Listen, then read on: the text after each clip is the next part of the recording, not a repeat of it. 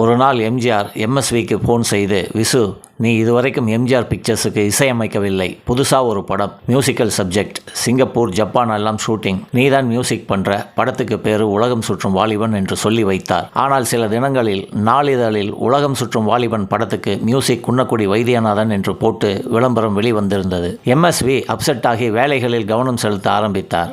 எம்ஜிஆர் ஒரு நாள் போனில் அழைத்து, என்ன விசு, படத்துக்கு மியூசிக் போடுற வேலை இருக்கு, நீ பேசாம இருக்க என்று சொல்ல, எம்எஸ்வி, இந்த படத்துக்கு நான் மியூசிக் போடலை, வேற படம் கொடுங்க என்று சொல்லி வைத்து விட்டார். அடுத்த நாள் எம்ஜிஆர் கார் அனுப்பி எம்எஸ்வியை வீட்டுக்கு அழைத்து கேட்க, எம்எஸ்வி, நான் ஒரு அளவுக்கு பேர் எடுத்து விட்டேன். குன்னக்குடி வைத்தியநாதன் சங்கீத வித்வான், கண்டிப்பா நல்லா செய்வார், நான் வேறு படம் செய்கிறேன், தப்பா நினைக்காதீங்க என்று வந்துவிட்டார். ஆனால் இறுதியில் இசையமைக்க சம்மதித்தார். எப்படி?